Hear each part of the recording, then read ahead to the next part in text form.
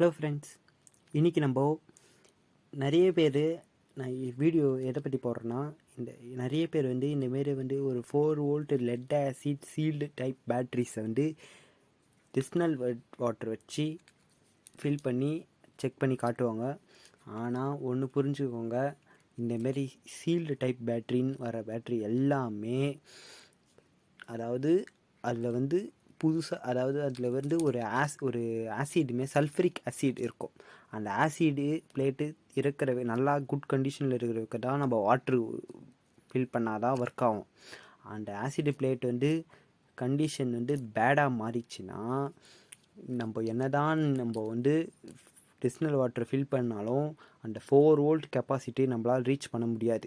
என்ன பண்ணாலும் 2 volt R 2.5 volt அந்த மாதிரி வோல்ட் வந்து தான் நிற்கும். அதுக்கு மேலே வோல்டேஜ் ஏறாது. நம்ம என்ன பண்ணாலும் அதுக்கு நம்ம என்ன தான் தீர்வுன்னு நீங்கள் கேட்டிங்கன்னா, ரெண்டே வழி தான்.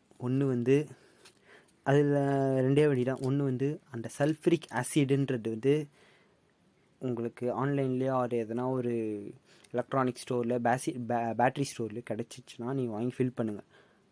இல்லைனா இந்த பேட்ரி வந்து தூக்கி போடுறது தான் ஒரே வழி.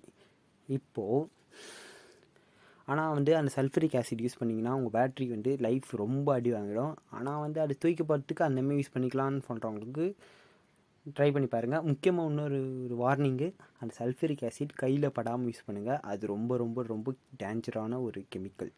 சரிங்களா? அதுக்கப்புறம் இன்னொன்று சொல்லிடுறேன்.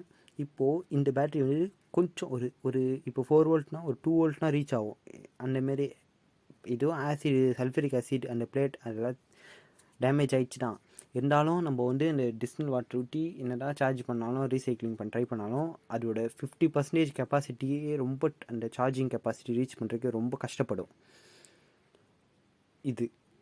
இந்த பேட்ரிங்க நல்லா பாருங்கள். இந்த இடத்துல இந்த டெர்மினல் சுற்றி பார்த்தீங்கன்னா ஒரு ஒயிட் கலரு ஒரு உப்பு அடித்த மாரி இருக்கும். இந்தமாரி உப்பு அடித்த மாரி வரும் தொட்டிங்கன்னா. இந்தமாரி வந்து ஆசிட் சல்ஃபர் ஆசிட் வெளில வந்துச்சுன்னா இந்த பேட்ரி என்ன ஷேக் பண்ணால் கூட பாருங்கள் சவுண்டு வரும்.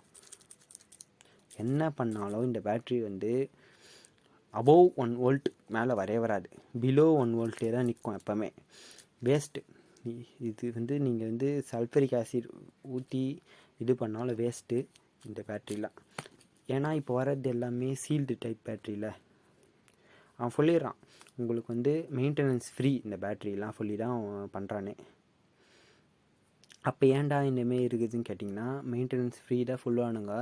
இது ஏன் அந்தமாரி கொடுக்குறாங்கன்னா, ஒரு லைட்டாக அது வந்து அந்த பவர் குறையிற டைமில் நம்ம வாட்டர் ஊற்றி மேனேஜ் பண்ணிக்கலாம். அதுக்காக தான் இந்தமாரி.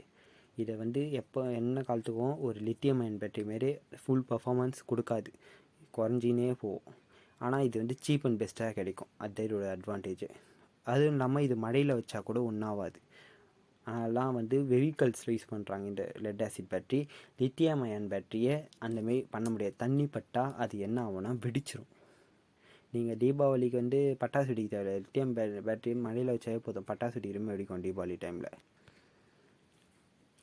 சரி ஃப்ரெண்ட்ஸ், அவ்வளோதான் ஃப்ரெண்ட்ஸ் இந்த வீடியோ. ஒரு சின்ன வீடியோ தான், என்னால் முடிஞ்சது போட்டேன். இது சில பேருக்கு தெரியாமல் இருந்திருக்கலாம், நிறைய பேர் தெரிஞ்சிருக்கலாம். சரி friends, see you in your next video. Tata, bye.